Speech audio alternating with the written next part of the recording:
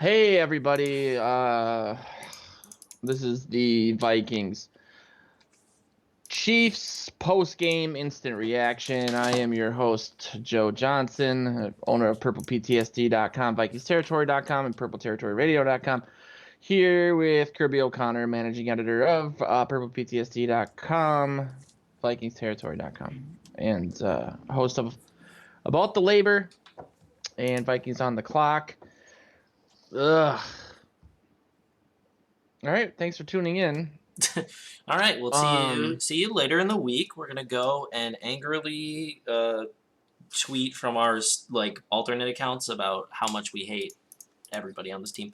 or like Pierre Delecto, like Mitt Romney's sub or secret Twitter account. I have all these notes that I take during the game, and I don't really feel like talking about like certain drives as much.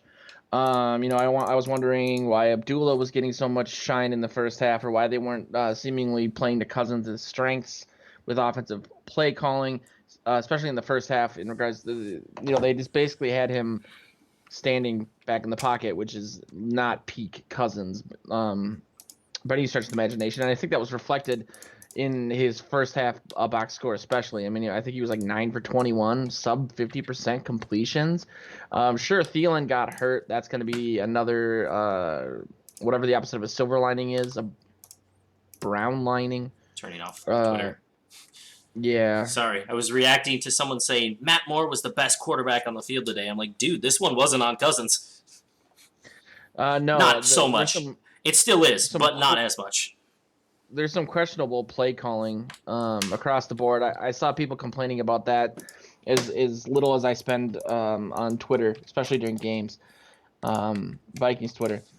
I did see people that weren't too happy with the play calling.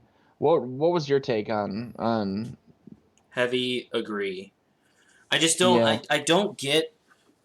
You've got the lead. You should be playing to win the damn game. Hey, we talked about that before. We talked about it before, and we were both like, "Oh, I don't know really," but then Zimmer gets in these situations, and I think it's squarely on Zimmer because those two drives before the end of the game where they went draw play, or draw play, draw play. No, what was it? It was draw play screen. I don't know. They ran three draw plays in a row. Actually, might have actually been what it Yeah. was, and then they run incomplete pass, screen for a loss of 7 yards, another incomplete pass, and none of them looked like very good play. None of them looked like good play calls at all. They all were really short passes that were not working the whole quarter. Mm-hmm. After the touchdown drive where they ran it, all the way down the field, got some screen plays to Cook. But at the same time, Cook was getting runs to the outside on the ground. So you had them kind of backing off and not able to load the box so much. And then all of a sudden you go to, well, we're going to pound it up the middle, and then we're going to run draw plays and screen plays exclusively. And I don't know why, when you're going to win the game, why you don't go back to that game plan that you had at the end of the first half, where you drove down the field and you scored. You put up points. It doesn't make any sense. You know what's working, and then all of a sudden you go into this weird turtle mode where you're like, I'm just not going to lose. I don't want to turn the ball over, even though Cousins has been excellent not turning the ball over Exactly. recently. It's pensive. It's Cousins could be on fire, and granted he didn't have a great game either, but they would do that same thing. He's so terrified of losing that he creates a self-fulfilling prophecy basically, and it's just exhausting. I mean, I as a Vikings fan, you like to think.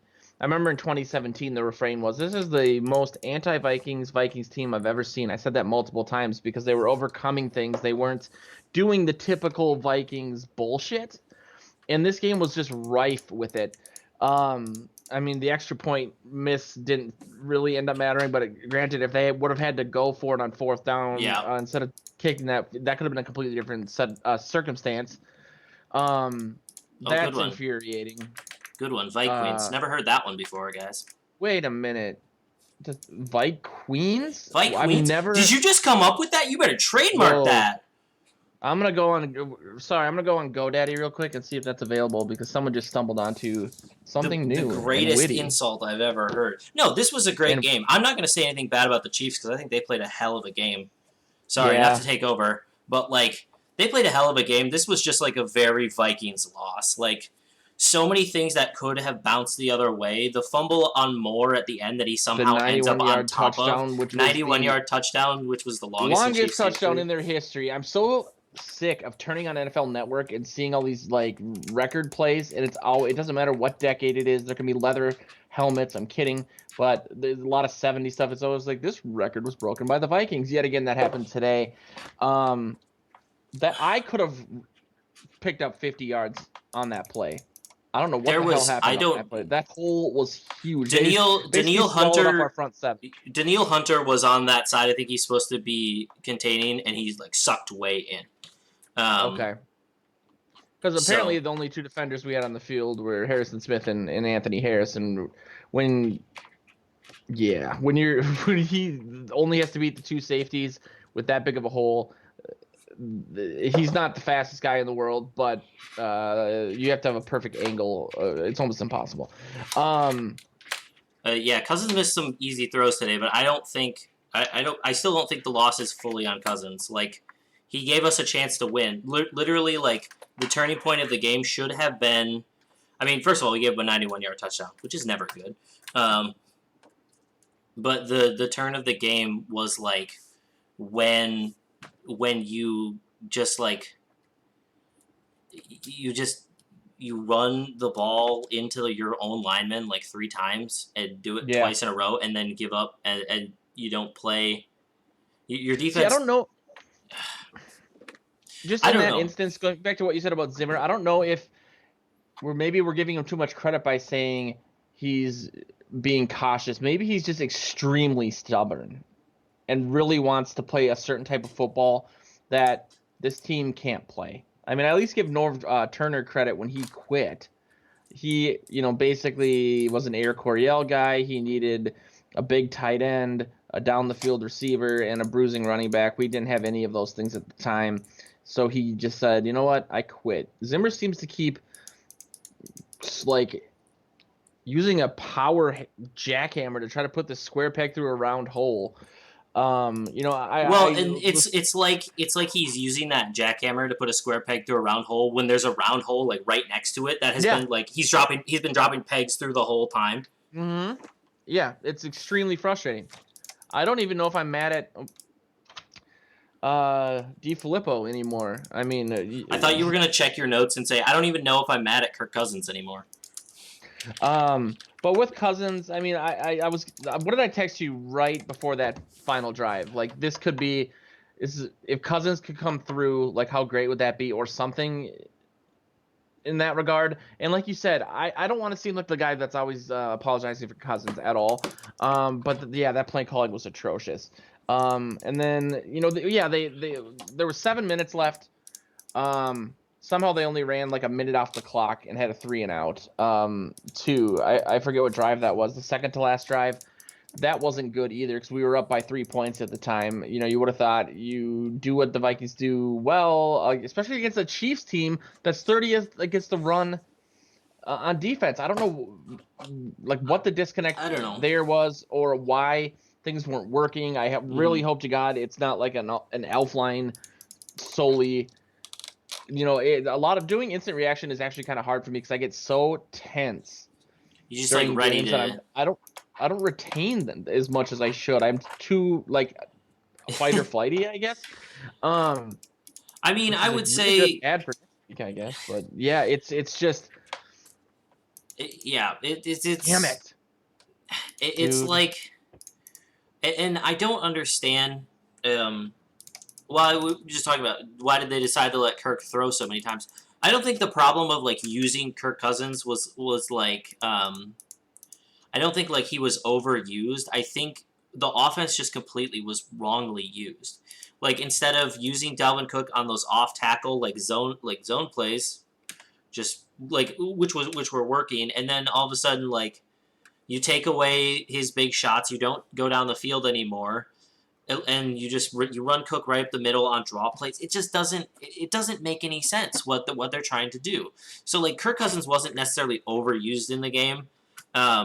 I thought they could He was have. just misused. Yeah, the whole offense was misused, I think. I And I think really on hope this defense, is. the biggest thing I'll say about the defense, I know they sorry, I have to cut you off, but I know they gave up 26 points, but like the biggest thing I'll say is when it comes down to it, when you're at the end of the game, when you have to make a play, why in the Sam hell do you have Mackenzie Alexander on Jason Kelsey or Travis Thank Kelsey, you. who's been crushing you all game long? I was. Oh God, dude. Yeah, I wanted to bring that up. You have. Ugh, They tried to. The smallest guy that you have on your defense covering their biggest guy, who also happens to be like world class. It's so stupid. Like you could put Anthony Barr or Eric Kendricks on him and at least have a Yeah. chance at it. Instead, you put Mac Alexander on him, and then you don't double cover him with another guy. Like I don't understand. Ugh. I mean, it wasn't. They gave up too many big plays. Yes, I'll give you that. But like, there's so many problems here that we can't like point to one thing and say. Can you see what I say about that punt? What the fuck was that punt? Yeah, I Yeah. don't That I 26 don't yard understand. punt. And this is a good point. This was the most Vikings game ever, man. Like, and this is more of a cosmic complaint, not really great football hot takery, but why do kickers never miss field goals against us? I Like, don't know. field goals. Just I to can't remember the last time that there was a game-winning field goal against the Vikings that didn't go work. through. I don't recall. Here's what I'll respond to some of the things in the chat. Oh yeah. They turned away from the running game too early and were way too pass happy today. Yes, they did, but they were still on that. Like they still had a chance. And then they went to the run. So it doesn't make any sense. Weren't working. I think they were the wrong kind of runs. Yeah, they were trying to run it up the middle and run draw plays. It didn't really make sense. What was the last time out by Zimmer? I don't know, because we had everybody. Griffin would have had an easy sack there, and for some reason Zimmer called timeout. Then he didn't try to ice the kicker at the end. Yeah, Rhodes sucks. Rhodes didn't actually play terrible today. Not as bad as Wayne's. Wayne's was getting didn't play good crushed. Colquitt sucks. Colquitt's been really good this year. That literally was his first bad punt of the year. Yeah. Of course, it came in that moment. Dan Bailey sucks. Yeah, Dan Bailey. It's his Gary Anderson moment. Dan Bailey slipped. Dan Bailey slipped on that extra point. Other than that, he was perfect. So he was the NFC Special Teams Player of the Month. He was. So I'm not harping on him. Okay, plus I'm afraid of his mom. This game was over before it started with Cousins throwing 1 to 3 yard passes. Okay, I mean, I will agree that they do try to use the short passing game too much. And I think without Adam Thielen on the field, it's kind of difficult because like Thielen and Diggs are the guys you want to get in space on those drag routes. But it just doesn't happen when one of the two is not on the field because they can just shadow them with their best player and just they stick really with seem him. to miss Thielen more than they did when he left in the Lions game. And granted, he was only out there for like a drive, two. That could be the insult to injury of this game. If he is out for weeks, I know. I mean, I'm happy that Doxson's coming back next week, and I wrote a really hyperbolically titled article about that, and I was really excited about that at the time. Cousins was off on a lot of throws. I do think though that it wasn't a complete meltdown in Cousinsian fashion. There, like interception wise, it was a zone. Decent performance. I think that throw to the touchdown to Rudolph was gutsy. I wrote. Yeah, he had a decent performance. I think, like I've said a bunch. I tweeted about it. The play calling really screwed them. And Palace Freedom, when it's 3rd and 17 and you throw for 2 yards, especially when the game is on the line, and you have a chance to really make a play. Yeah. And I understand throwing it short. and like trying to get those yards back. But like, yeah, throwing it at the line of scrimmage, if not like maybe a yard past, I don't understand that one as well. Yeah, I mean the short passes have been working for them up until this point, so I get trying to lean on it when Thielen leaves. I think anytime you see Treadwell that involved, that's the canary in the coal mine for this team. Like, oh, what happened? What plane crashed somewhere? Treadwell, okay, for Cousins. all you say though, Treadwell did have a good game today. Hey, I'm giving him props. I'm giving him you probably didn't props. see my halftime show. I said I have to give him some props here because I shit on him constantly, and for good reason most of the time. But he, especially that first catch when he took that hit, his problem has been consistency and taking his eye off the ball and looking for that hit. So I give him props for that. Odenabo, I thought Was was a the defensive monster. Yeah. MVP of the game. So that's like a silver lining. I hate silver linings though. This game is going to fester in my gullet for a long time. That's the way it works for me, unfortunately. When the Vikings win, like last week, for example, I still say, well, man, it would have been nice if they would have won that Bears game. This is going to be another one of those games. We talked about this before the game. I said it almost in a joking fashion, but the Vikings always seem to struggle against teams with backup quarterbacks, and I don't know. Whenever we seem to get relieved as fans, it backfires. So the point being, I'm never going to get comfortable again. My girlfriend literally said, and I wrote this into my article last night, but she said during the game, like, I am sick with the nerves. Like, I don't know if I can be like hanging the whole season with this team. And Yeah. I said, this is what it, don't. This is Yeah. do you This is get what it it now? is.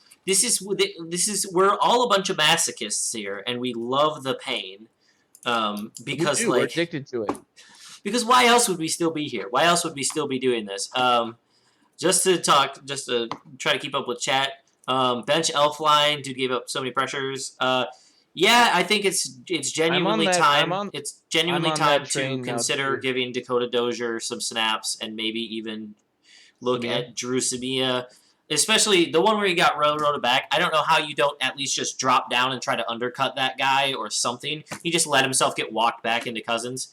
It's a He said non-conference. he was more comfortable playing guard, and I should get that I should have like a sleeve of tattoos for all of the things, bad takes I've had, or things that I buy into way too much. And I took that quote from his rookie season and I ran with it, and that's on me. Granted, you can't predict the future, and when a guy who I thought had a good rookie year when was surrounded by two black holes and Revers and Compton, I thought, you know what, put Reef next to him, you get a guy like Bradbury, who, by all intents and purposes, should be really good. This is me talking after the draft. I was selling high on that. That Bradbury pick was like I an think we improvement I to think two we all positions. were ready to. Yeah, we were pretty much all. I mean, we were all trying to be optimistic at that point too. I think the point of this show and what we should really look at in ourselves, both as you and I sitting here and the people in the chat and people that are Vikings fans in general, is never get your hopes up, never get optimistic.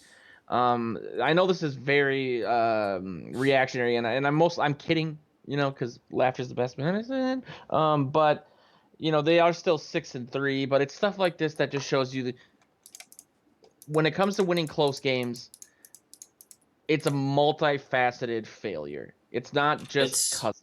yeah, It's no, not just Elfline. It's not just this or that. It's a confluation of events that really point to the coaching staff. And by the coaching staff, the one constant there besides George Edwards is Mike Zimmer. And I feel a lot better about my post Bears rant that I did on KLGR's Radio's The Scoop. I've been joking that aged horribly because I went on a half an hour no breath rant about Zimmer and Spielman and his how this team performs when it comes to big games. And I know, name drop of the episode, Chad Greenway again was on the show, and ooh, he really doesn't buy into the whole getting your team up for big games thing. Because these guys are adults and they are millionaires, and it's not, they need to get themselves up. But at some point, that I mean, where there's smoke, there's fire. And not to say that this was a huge game, but it was a close game that they very well should have won. I mean, they were up 23-20 with under 7 minutes to go. that's This when is yeah, supposed to be a good defense against a backup quarterback. Tyreek Hill is really fast, but he's also 3 feet tall, Trey Waynes. I will state that, I mean, this pretty much everything that could have gone wrong for the Vikings did today. Like, in order for, like, still playing well, everything that could have gone wrong did go wrong. Like, the Chiefs were pulling catches out of their behinds that, like Sammy Watkins has a jump, like, one where he tips in the air, it flies through the air, and he catches it under. Like, there's just. Yeah, Sammy Watkins looked like Randy Moss in the first half. I don't I don't understand like obviously Body control, like that's you my can't complain about these luck because things are gonna bounce even at the end of the season, blah blah blah blah blah blah blah blah blah. That's not true. But how did we get so unlucky in this game? And if I see another tipped ball that falls harmlessly to the ground in a Vikings game that would have been picked off and ran back in any other game. I thought that one that he overthrew Kelsey by the end zone, I thought maybe that might be Harrison Smith territory or Anthony Harris. I was so excited. It's just. Like I said before, I didn't really finish that point when I said 2 seasons ago, this is the most anti-Vikings team of all time. I wanted to make a shirt with that on it because they would have won this game. And I know a lot of people will say, well, that's Case Keenum. I don't, again, want to sound like a Cousins apologist because I have been, I guess, or at least a huge proponent of his. But that play calling just sucked. It was just bad. It was just disjointed. And if this is how this offense is going to look against what?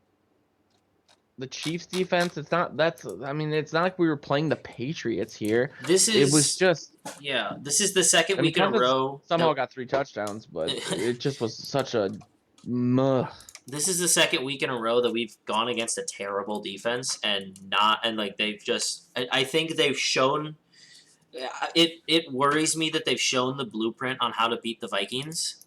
Because both teams stacked the box, and we never responded to it. We responded Zimmer, to it. I don't know if Zimmer can adjust. In general, granted, you're talking about offensive decisions and moves, and you would think. I mean, Kubiak. If there's one guy in the league that I would point to that I have confidence in being able to adjust or look at or discuss the myriad of offensive approaches, the history of it, the philosophical aspect of it, it would be Kubiak. And for their inability to overcome simple issues, maybe I don't want to say it's a personnel issue and they can't do it because maybe they're undersized on their line by design because they want athletic guys that can go out and do their zone. But it's extremely disconcerting. I mean, what I guess my like point back to that is like carry is like the Eagles also stacked the box a lot against the Vikings, and you saw how they beat it. Like was play action, going deep to Diggs, finding their shots, finding their openings. Like they were able to figure it out for that Eagles game, and they haven't. Did they go deep to Diggs once? No. The only deep shot that we saw today was to Laquan Treadwell twice. Which is what he's known for. Oh, no. Okay, not true. They went deep to Diggs once. They went deep to Diggs once. He's the fastest wide receiver out of that draft. He went to Diggs one time, and it went in. Diggs had to dive for the ball, and it went through his hands. Which is, yes, one Diggs probably should have had.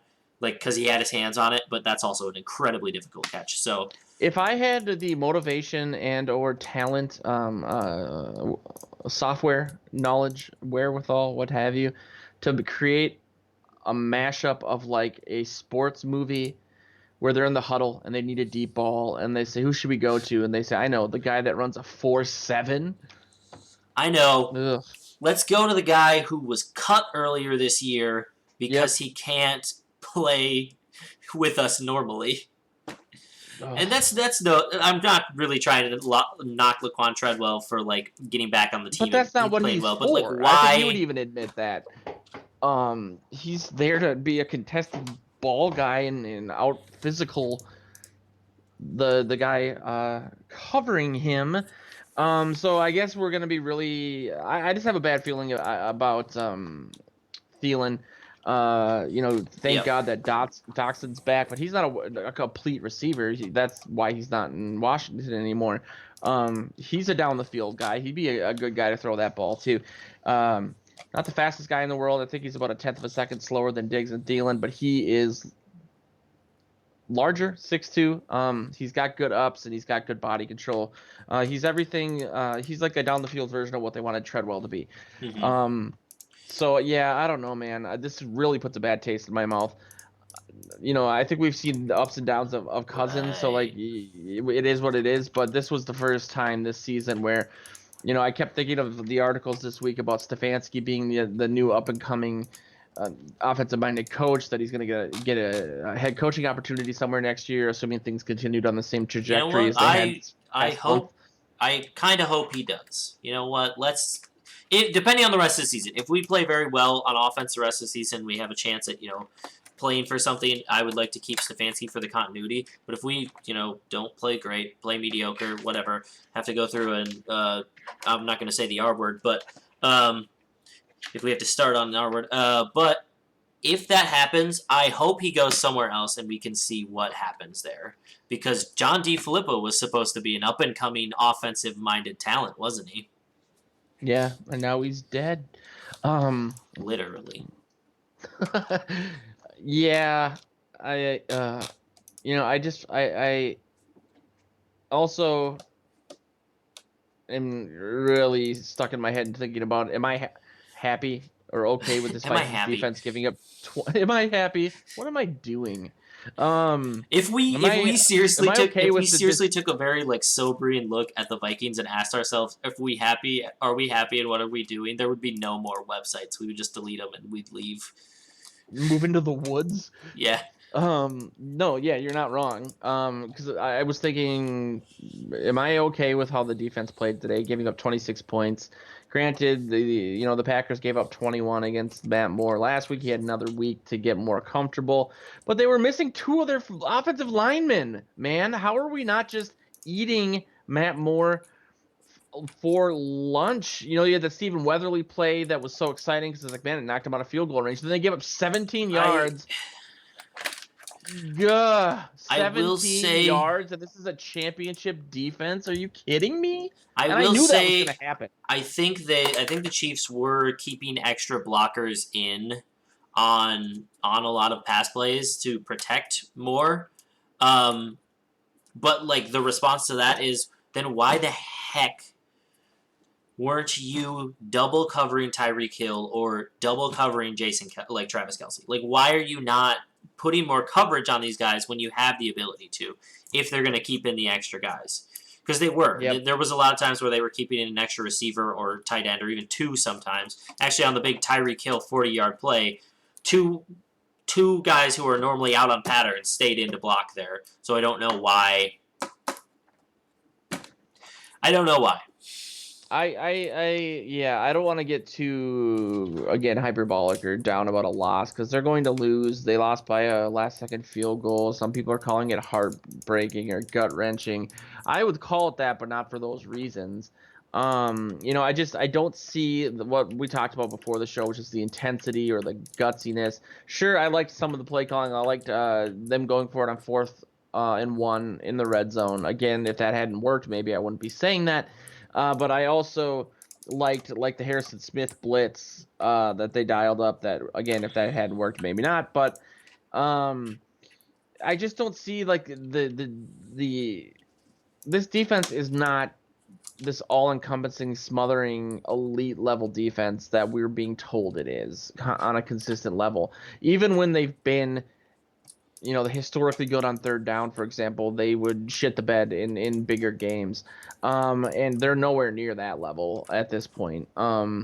Sure, it's the Chiefs. They have a lot of weapons, They do have so a on and so ton of forth. talent, but they still But had. do they really? I mean they do, Yes. but Williams isn't that great.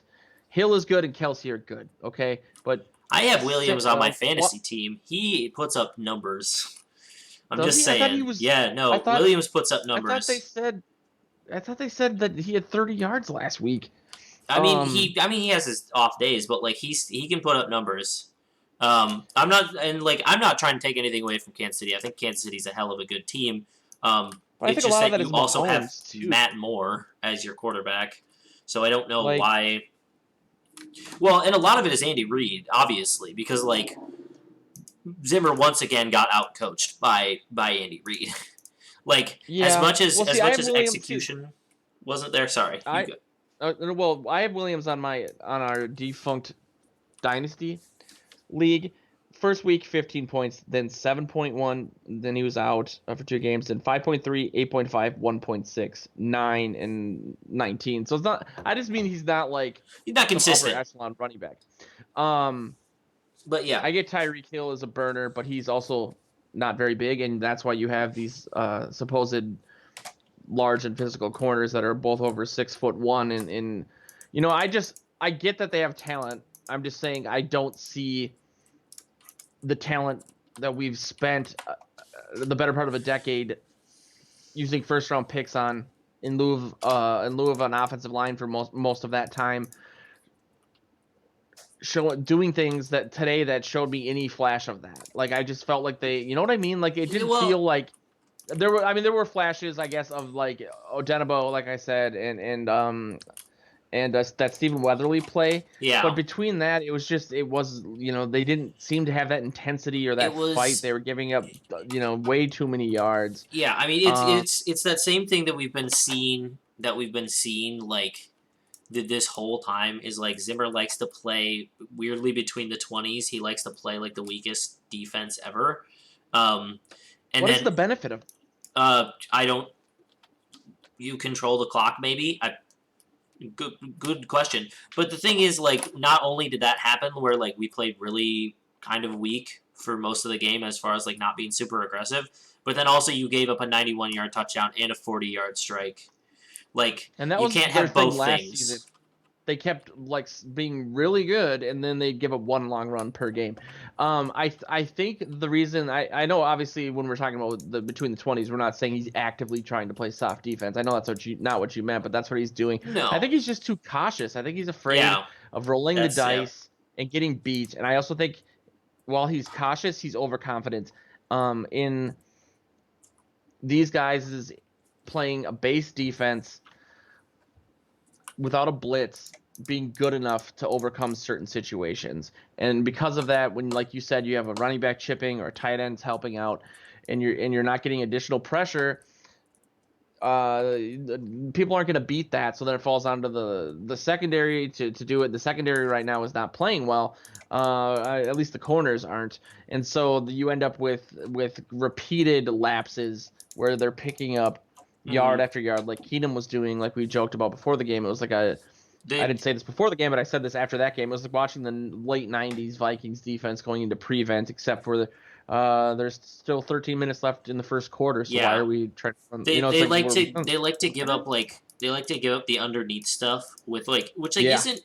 isn't generally a problem, especially like when you're able to challenge, especially like tight ends. When you're able to challenge tight ends to make plays, it's generally a good thing, especially on like those third downs. Except when that tight end is Travis Kelsey because he doesn't drop a Yeah, damn pass. That's why. yeah. That's why. If Rob Gronkowski was still, playing, and the Vikings ever somehow met up with the Patriots, they would get worked over by Rob Gronkowski in his prime because, like, That's there's what no way they can stop a tight end unless, like, the ball is thrown behind or out of the thing. Like against good quarterbacks, that's why I was and tight ends they terrified of can't Jimmy stop them. Graham coming to Green Bay because I thought we were just gonna get owned. But I think he's perhaps was the product of Drew Brees and nothing more because he has not been great since he's left the Saints. I also have a little funny note that I put in here, which is it always seems like they run those Kirk Cousins commercials right after he does something horrible. They did back-to-back Cousins, like a Spire commercial, I just and then another wish commercial right after he just had a 3 and out. It was like, that's really when you want to run those I commercials? just I will wish cancel I just wish I'll get an they account at didn't Spire and I cancel wish it. they didn't run any like ads that had football players while I'm watching the game cuz like it's Yeah. either that or like something bad happens to the Vikings like we give up a huge play and like a timeout happens or a break happens and it's fucking Aaron Rodgers in a State Farm ad. I'm just like get off my television. and I know that we were supposed to hate him but dollars to donuts. That guy's the most punchable face in the world in those commercials. He's such a prick. Um, I am not happy with the near fumble that Hughes had either. I wrote down Cheryl's Got never did lucky, that. I'm sure there's examples of him, which is but weird that could because have been that another was a Vikings fair esque catch. maneuver. That was a fair catch that like I don't know. I was not happy with Hughes in general in the return game today. Like he had a couple where Yeah. he picked up some yards, but like he did that thing that like college guys who come to the NFL and used to be happier, like used to be not happier. I used to be happier. Guys who used to be guys who used to like just be burners in college and like they were playing with guys who weren't athletes. Yeah. They turn to the sideline and they try Guys to that get to the far work at a sideline and insurance cut agency. up. But Hughes needs to realize that this is the NFL and you can't do that. Because there was one Yeah. early in the game where he could have had 5 to 10 more yards, maybe 15, if he just goes north and south. Instead, he turns and runs towards the sideline and gets caught from behind. You just need to know better than that. Special teams was I not good today really, in yeah, I general. really hoped that, I don't know. I don't think they took Cheryl's for granted. He's been here since 2010, but what he did, I think fans that we took it a little bit for granted. I mean, he was very consistent. He was always like a top three average yards per return. He sure-handed, but he more often than not he would turn nothing into 5-10 yards. And for a team that's so predicated on this nearly extinct style of football with the like we joked before, Zimmer wants to win 6-3. He wants to win the field position battle. He wants to win the time of possession. Little stuff like that adds up, and I'm not breaking any news here by saying if that fumble had happened, that would have been devastating. Um, Yeah, this game but it, really could have gone either way, which kind of sucks. Like I think the Vikings played hot take here. I know with how much negativity is out here. I think the Vikings played decent um, overall. Now in certain spots they played bad, which led to the loss.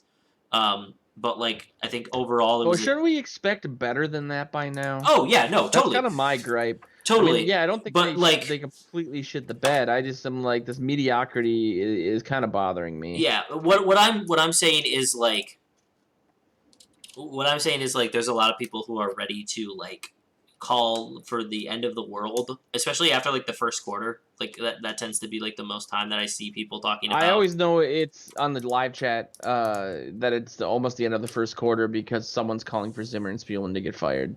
Well, someone just called for Zimmer and Spielman to get fired in the chat, so not now. It's They're hoping that they tank the rest of the season and they get fired. But Geez, that's a little. I mean, we still are 6-3. yeah, Uh, there's it's still made very things a lot much. harder with the Packers. If it comes down to a tiebreaker, we're probably screwed. But I Well, think the difference, everyone, it's a cliche. The great teams win close games, and man, am I in a bad mood right now. I can feel it in my chest. It's like I'm not even trying to be funny. great teams create their own luck, and the Minnesota Vikings are the Minnesota Vikings. So So I also like we might have to workshop what you said. So Kirby and I, along with Joe Oberly, will be doing live game commentary starting next week on a app called Hot Mic, like mic as in microphone. Um, Stay tuned to the sites for that because I'll have links on how to download it, how to find our show on there. We still have a lot of prep work for that, so I don't have that on hand right now. But something you said earlier, I think, would be a funny name for that show, and that was "We Used to Be Happy." Welcome to "We Used to Be Happy." we used to be Ugh. happy when we were young and dumb, and we thought the Vikings were cool. We all Yeah. fell in love with Randy Moss, and he's been See, I was hurting old. us I'm a lot older ever than you, so since. I was in either I think it was the summer between eighth grade and high school when Moss started playing. Um, my earliest memories of the Vikings were hoping they would win, so my dad. This is gonna sound so sad or like a therapy session, but so my dad wouldn't be in a bad mood and we could like go to the park and play. Because if they lost, he would just get really mad and then like go take a angry nap.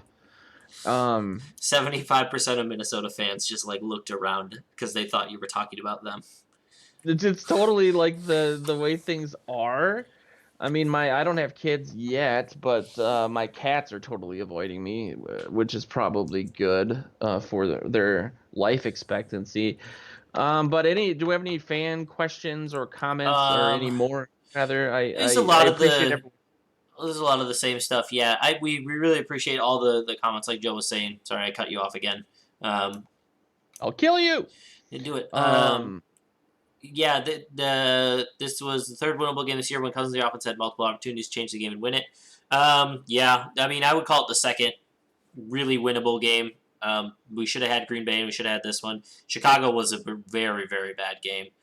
yeah, Um, they never got anything going in that game. yep. Um, To Vikings I had look at it as an opportunity more conceptually, like, oh, Trubisky's out, hey, but the way that game unfolded was just an it implosion. was The it was Packers over before game, it started. Packers game should have been.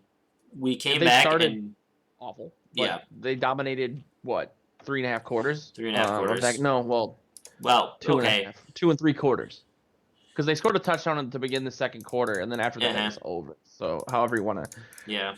I don't know my fractions. I want to also go just one last time. What the fuck was that punt?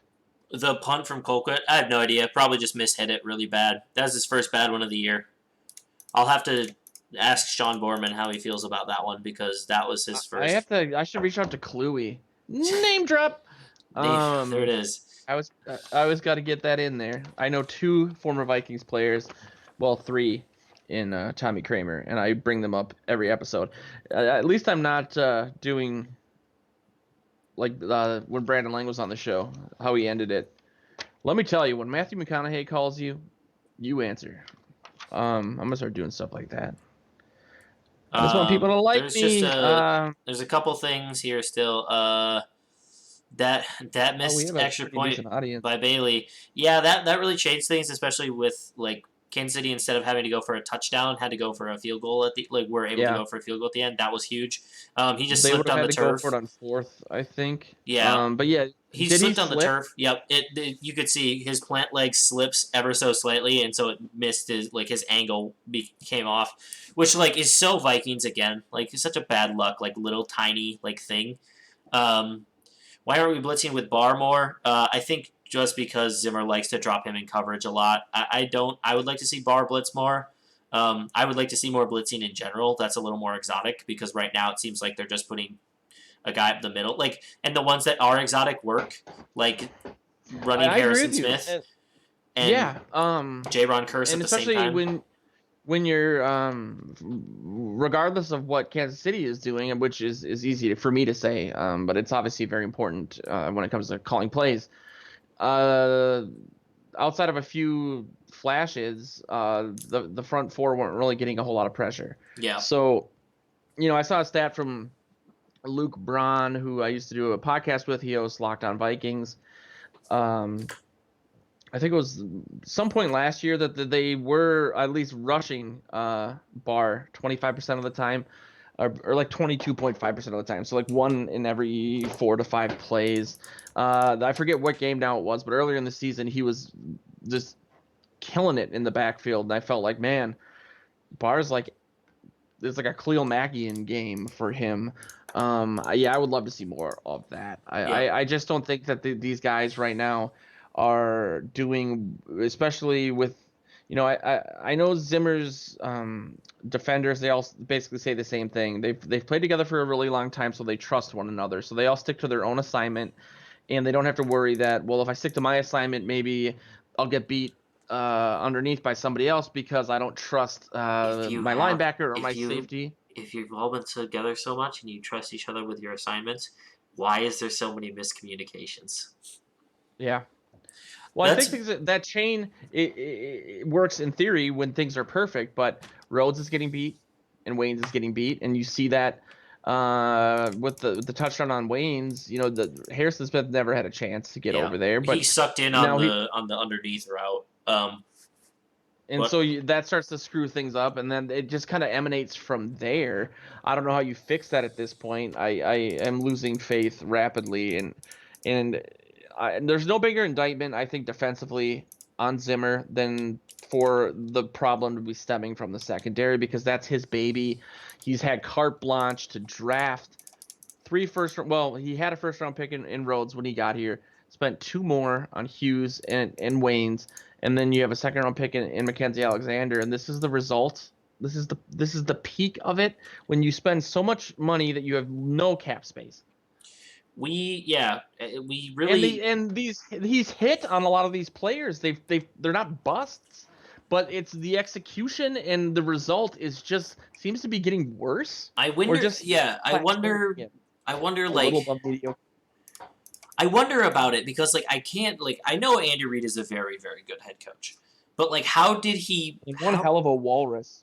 No? that too, um, how did he keep like how does he keep hitting like and a few of these other guys how do they keep hitting Zimmer in like the right way when they're in the wrong coverage, because it seems like when there's single high safety, like there's one guy over the top, if you're a great offensive head coach, you seem to hit Zimmer deep.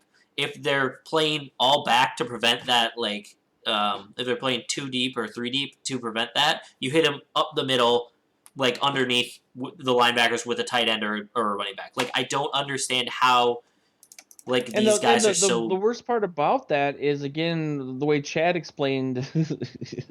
Oh God, I'm so sorry. I'm The sorry, way who was Chad that? explained it, Chad, like first name Chad Greenway, basis. he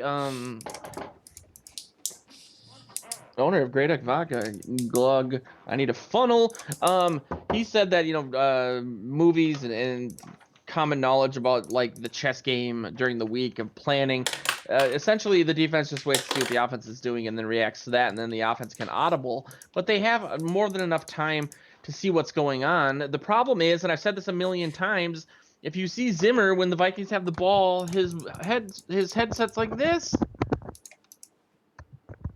When the Vikings when the Vikings had the ball, I know that's not what we're Yeah, talking about, but he's not as engaged as you think he would be, in general. And so I think that kind of it's a sign of a larger problem, and that is that I think that we've reached the peak of what Zimmer can do. And what Zimmer can do is this, I guess. Dennis Green was really great in the regular season, and what I was like Flip Saunders with KG, usually lose in the first round or maybe win a game and then blow it.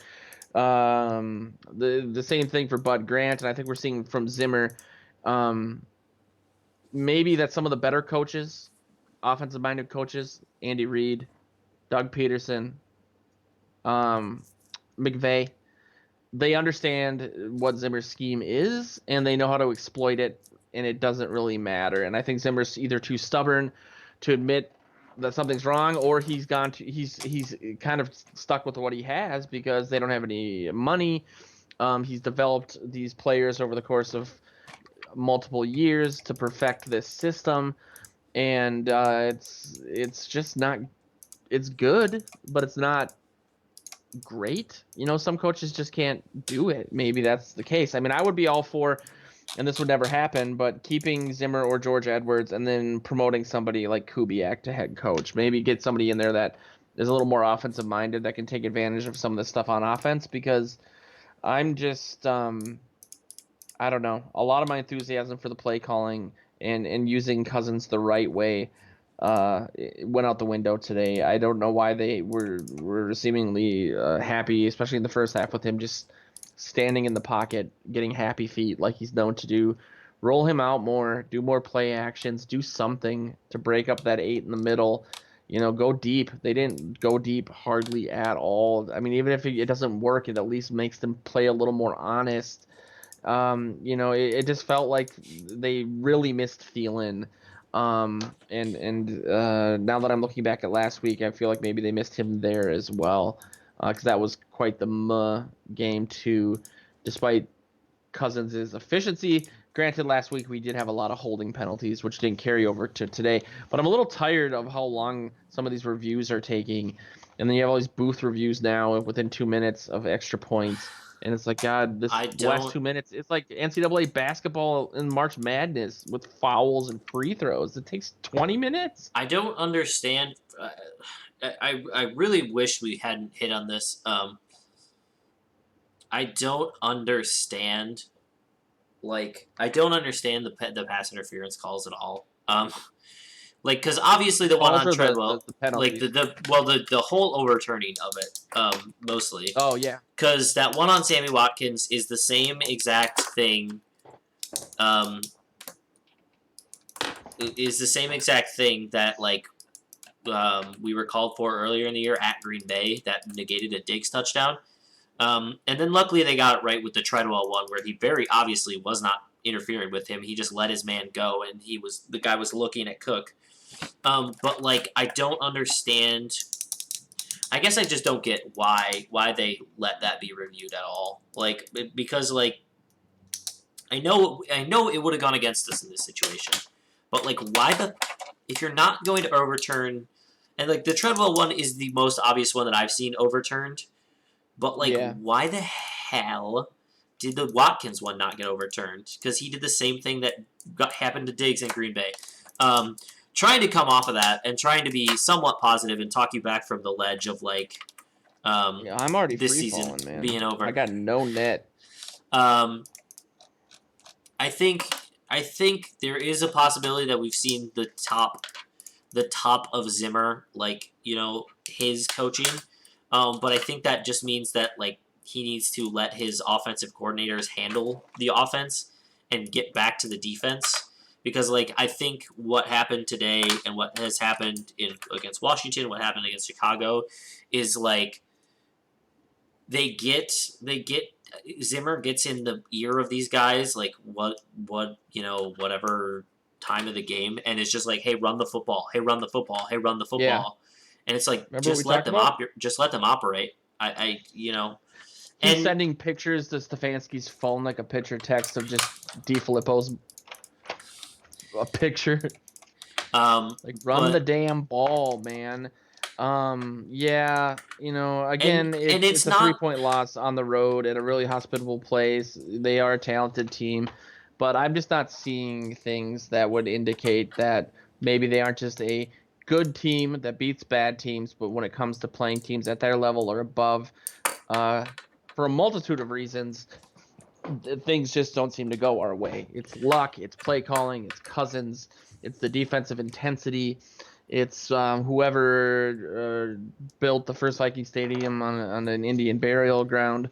Speaking of which, what's nice chant, Kansas City. My girlfriend's Native American, and she was not pleased with that. That's which one. reminds me of the tomahawk chop one.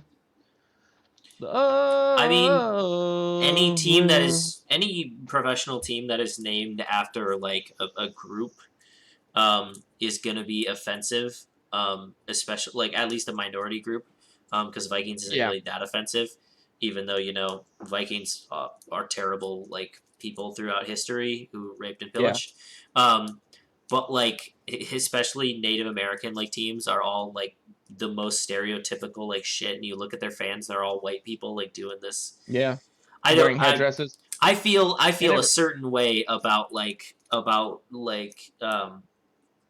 that because like I understand that like, oh, now it's like, oh, you're honoring them and whatever, but it's like yeah. it's also terribly offensive taken out of context like in any manner. And from So a sports perspective, it pisses me off because one of my first sports memories was the '91 World Series against the Braves, and that was their thing. I think the Chiefs got it from them. I could be wrong, but I hated the Braves back then. I hated Mark Lemke. If anyone's old enough to remember who that guy was, man, he was a prick. Played for the Braves. Actually, one times that Minnesota didn't implode. So we'll see. I mean, they're gonna be in Dallas next week. We'll be doing the live game commentary on that. If you like kind of our rapport and style, I would really love it if you guys would check that out. It's a free app. It's called Hot Mic. Right now, it's only on iOS, but it'll be rolling out on Android within the month, I believe. But there's all sorts of sports that get covered. There's a lot of big names in each local area that are known in the broadcasting world. We're going to be the first and only Vikings people covering those games for them to start, which is a huge honor for us. And pressure I don't need in my life right now. I'm kidding, but I would have been a lot happier going into that freaking game if we would have been 7-2. Man, I would have been so psyched. 6-3 is It's still gonna be good. such It is, Back but off the ledge. We're gonna be fine. The Cowboys suck. Let's do it. I do want to say one last thing from the chat as like the last, um, the last thing. Okay, second to last thing. Cousins is gonna get murdered in the media. Of course he is. He's the quarterback. Any time that you lose a close game, the quarterback gets murdered. And I think he, I think he deserves some of that. But the last thing I'll say I is a agree. glorious comment from Kidder96. The state of Minnesota is home to the Mall of America. I don't know why that's in our chat. What does that mean? It just says the state of Minnesota is home to the Mall of America. I It's don't like a know if it's like a Wikipedia bot. bot. Yeah, it's like a bot Yeah. that's supposed to like make relevant comments. Or like But Alexa, like what's the worst place to go as a tourist in Minnesota? Well, the Mall of America. I not think we should leave touristy. everybody with this and then just fade off into the purgatory of our lives. We're gonna get copyright striked so hard. Oh yeah. Oh, only under 10 seconds. You're so smart, man. That's why he's the managing editor, and why I'm doing this show from a basement. Let's get it. I've talked out all the negativity. Let's be positive. Okay. Let's do it. I'm looking for something. The Gophers. Gophers, undefeated. Gonna take the national championship. Imagine if they beat. Imagine Penn if they State. ran the table and Exactly. made the. And they made the playoffs somehow. It was like when the Gophers made the Final Four in basketball when I was younger. They had Bobby Jackson who wore those socks, and that whole season got removed from the record books because apparently middle-aged white women were writing all the papers for the players. Apparently, you can't do that unless you're at UNC/Duke, and that's how the class is set up. Or any SEC school in football. Alrighty, this has been a good show. I appreciate everyone for showing up. I think this was our best post game yet. Unfortunately, that happens because Kirby and I know how to operate within the shadows of the depression of the Vikings. That's our brand. I'm done. I'm done with the depression. We're coming back. Yeah, we're being let's positive. stay positive. I'll be back at it tomorrow morning. I'm gonna have an Odenabo shirt tomorrow. Just start a fan club for him. I think my sister used to run, or like not run, but like work at the doggy daycare where Odenabo's dog used to go. So there's my name drop. We have it works for you. We'll be back. I'm sure Joe's article is up right now. So check out the site for that. I'll be writing something tonight that very well may be used as evidence for a 72-hour psychiatric hold. Yep, the article is up on Purple PTSD and Vikings territory. I hope it's on Bleacher Report as well. But definitely stay tuned to the site this week to learn how to watch us next week on Hot Mic while we're doing the entire Vikings Cowboys game. It'll be video, it'll be audio. If you have, regardless of how you watch the game, you'll be able to sync up to it, so you won't be behind or ahead, which can happen. Do we have to censor ourselves on Hot Mic? No. Oh, thank God. Yeah, man. That is not going to happen. No. He said all we have to do is tell them, and they put a little explicit mark next to it, but it doesn't affect advertising either. Like, it's not going to get demonetized like YouTube does. Which is too bad because our YouTube video is probably going to get they're going to get a penny and cut it in half and mail it to us for all of our hits this month. But yeah, thanks everyone for chatting. It does mean a lot to us. We do try to get to all your guys' questions and comments. Especially the ones related to the Mall of America. But we'll be back. Me and Kirby will be doing a show sometime this week. Joe and I will be doing morning shows Tuesday morning. Kirby will be doing about the labor, perhaps Wednesday night, and we'll have a whole bunch of coverage in between that. So strap in. It's going to be a fun ride this week. Nothing but positivity. Yeah, I like you sound so genuine. I'm bringing the energy. All right. We'll catch you guys on the flippity flip. I'm old. God.